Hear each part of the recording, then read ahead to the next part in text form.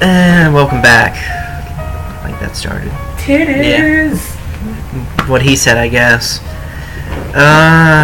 Sheila Shaco Shiny. New weapons. So I've already got the butter knife. That's the second one. $4.50. How much am I gonna sell this You can for? sell your fist? No. Sell first. Okay. Because you have to sell your weapon first before she gets you a new one. $150. So, the charm lowers the price of stealth. That's right.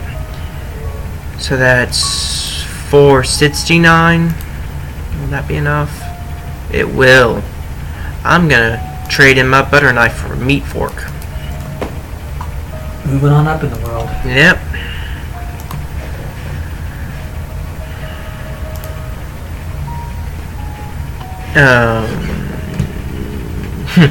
It's a pointy fork with big prongs on it. It works better on cooked meat than living meat, but then cooked meat doesn't usually wiggle around so much. I'm gonna purchase it. Alright. And I'm not even gonna bother putting my 19 rack back in the bank. Do you ever get like a sword or anything? Oh yeah, you can get a fucking chainsaw later on. I'm just still a noob. And I'm searching for a regular shovel now that I've got a 5 attack. Break time, you chirp. Rummaging through your backpack, you extract your portable Hefty Man recliner and activate it with a swift whack of your fist. You whip out your carburetor shiv to check your distractions, flop back with a satisfied You shoo off your bloodstained... I'm gonna stop. This is just product placement.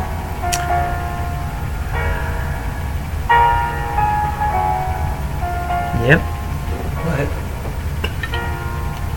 As you begin to stalk off, a pasty man in a prim business suit steps out from behind a tree. Where do you think you're going? I paid for 12 more seconds in the frame. You can't leave yet. Oh yeah? You jeered. Raise your wonderfully generic weapon. Watch me product place this right up your ass. Oh, apparently these are... It tells... You've encountered a network sponsor which lunges at you with blatant advertising. I get it. Yeah. Like I said, product placement. What do you do? I was attacking a turret, and I teleported on the other side of the wall to attack the turret. Okay then. I have a lot of questions about both scenarios, but I'm more concerned with this one at the moment. My 5 attack isn't doing a whole damn lot.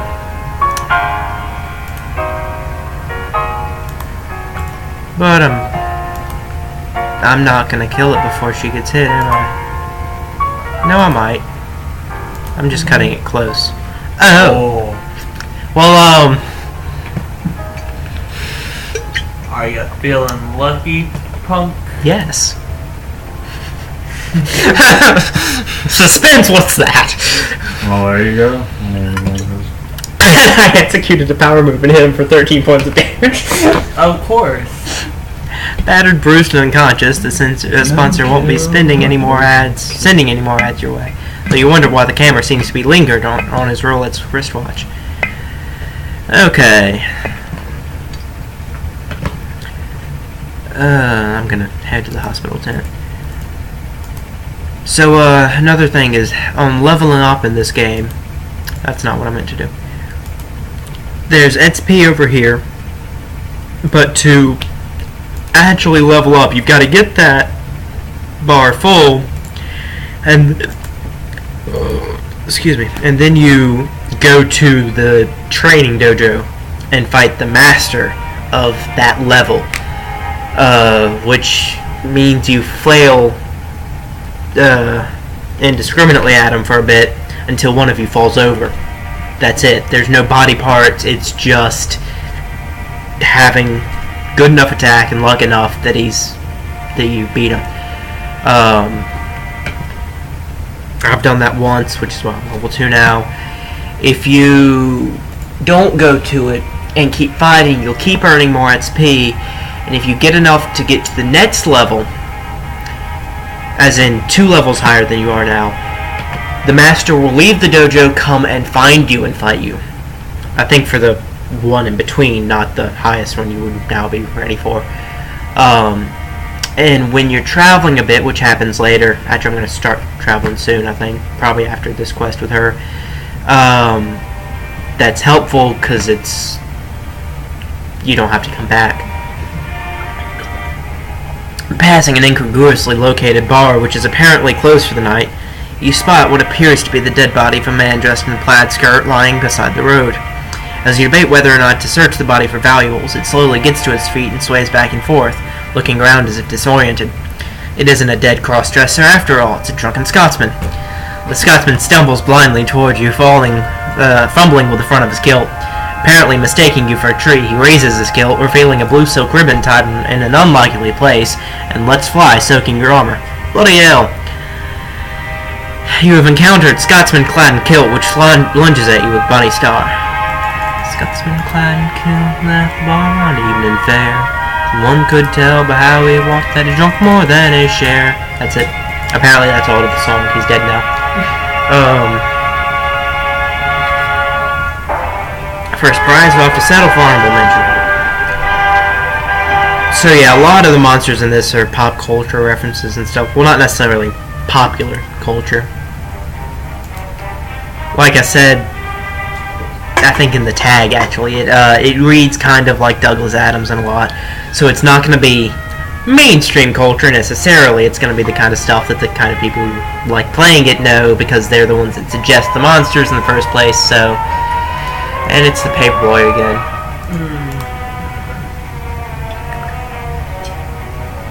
He's gone now. I'd like to apologize to everyone alive. Okay.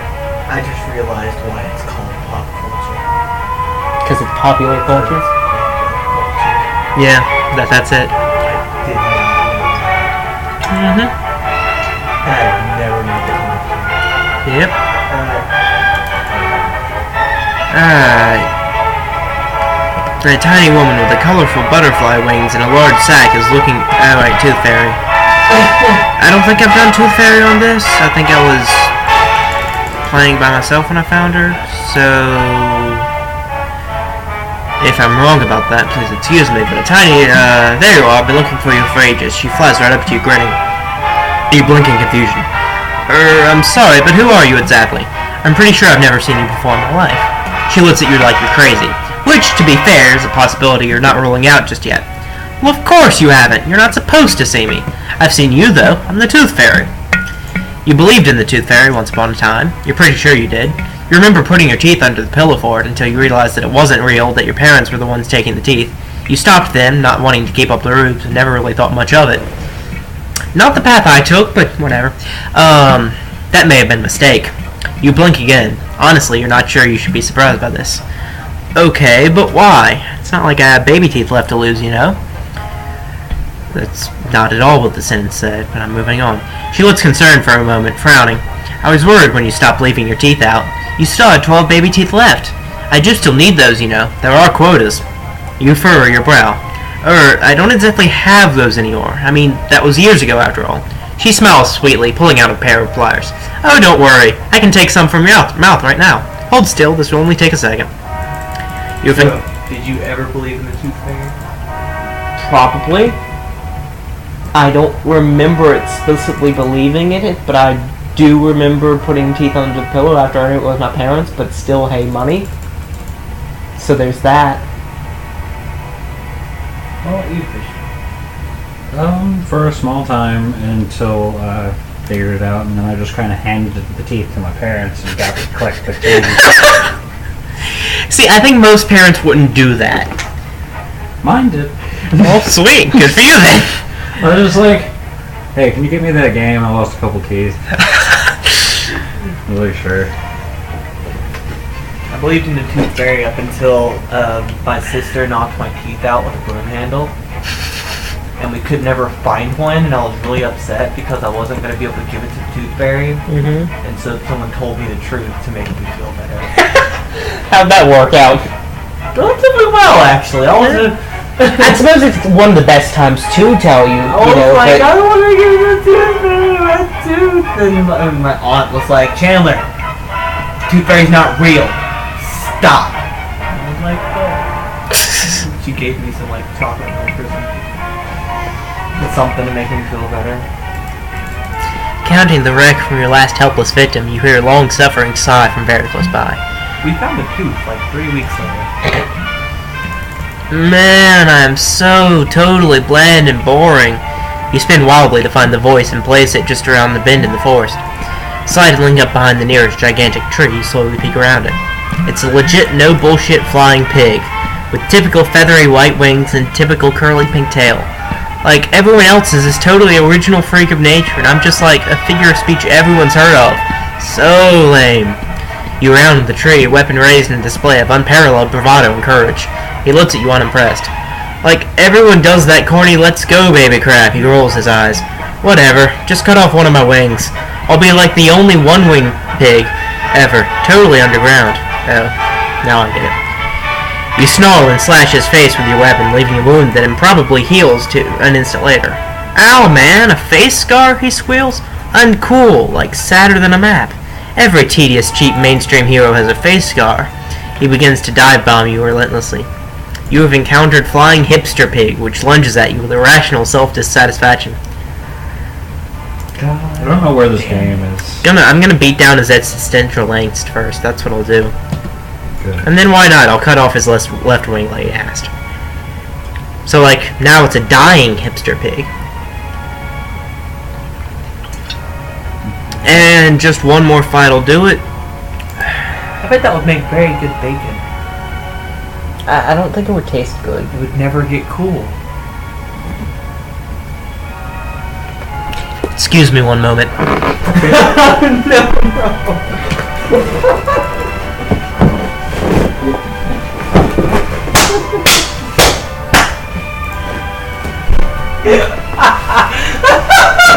I had to spank our co-host.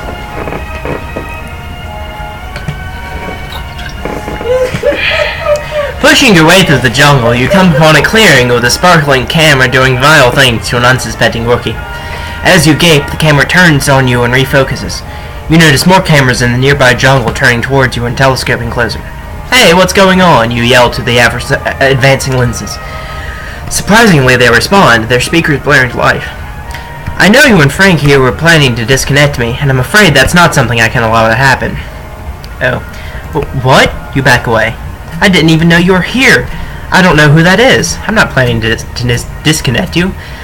Suddenly, you feel a camera poke you in the bum, and you realize you are trapped. You spin around and ready your weapon. You have encountered a malfunctioning camera which lunges at you with malicious intent. Okay. Now my hand hurts. I blame you. Well, even though I think it might have been from holding the bottle instead. I still blame you. I mean, you were hitting me, and I have quite a bony ass. And that's true, you do, so it really might have been that. And my pants are also studded with metal. Yeah. It might have been that then. Alright. Let's see. Because, you know, I'm normal and I sleep and trip. You hear the tune to Daisy Bell weakly whisper from its speakers before finishing off the rogue machine with the heel of your boot. Alright, you doing okay, Jill? Yeah, I'm doing pretty good. The two of you sit down heavily, out of breath. You ask, handing over a large leaf to help clean the blood out of her eyes. I'm getting pretty knackered, honestly, pants Jill, but I think I'm feeling a bit more competent at this whole monster hunting lark. Good, you breathe. You get better at things very quickly if the alternative is getting eaten by a monster. Jill nods. I have enough money for a weapon and some armor now. You hesitate. Oh. Jill smiles, still breathing hard. Yeah, I reckon it's about time I had a go at taking on a few monsters myself. You pause some more, not quite sure what to say. You're probably right, you eventually sigh. It was good of you to put up with me for so long, but I'm sure I'm just slowing you down, says Jill. It's just like you say, if the alternative is getting eaten, then I'll learn faster. Right now, the alternative is getting you hurt and still taking half your money. I've got to strike out on my own at some point, you know? I know, you say quietly. It was fun, though. Maybe we should do it again sometime. Jill smiles. I'd like that. I'd give you my number, but yeah. I don't think anybody's sorted out a coconut phone yet. Same here, you grin back. I'm sure we'll run into each other. Jill stands up. Well, it was nice, she suppresses a laugh, killing monsters with you. She shakes her head, chuckling. Holy hell, I don't think those will ever get old. You know, I think I almost enjoyed some of that. A thought occurs to you. Hey, do me a favor. Jill nods. Well, I bloody well owe you one. What is it? Find another newbie, you smile, and let them buy you coffee. Jill nods, grin wrinkling, lining her eyes. I will. Oh wait, there are these, too. She hands you a couple of cigarettes. I don't smoke. Thought you might find a use for them. She doesn't say goodbye. She just gives a little wave that only seems to use her fingers, turns, and walks away. You're certain that you got along okay. You're almost certain that you'll see her again. A wheedling finger of doubt is saying something about how if she can't knack the monster hunting, then she might be inclined to avoid you simply because you're a reminder of her shortcomings. But even then, it wouldn't be anything personal. In other words, the satisfaction of helping out someone who really needed it has left you feeling so damn good about yourself that even your normal everyday insecurities are shrugging and telling you that it'll all work out fine either way. It is a good day. Alright. And I'm gonna cut the video here. Next time, I'll do a bit more grinding in the jungle, but I'll be fighting tougher monsters. Then I'll probably get a mount and start traveling so that I can go get a frying pan and learn to skin monsters and actually eat food, because pretty soon I'm gonna start getting unhealthy from not eating, and that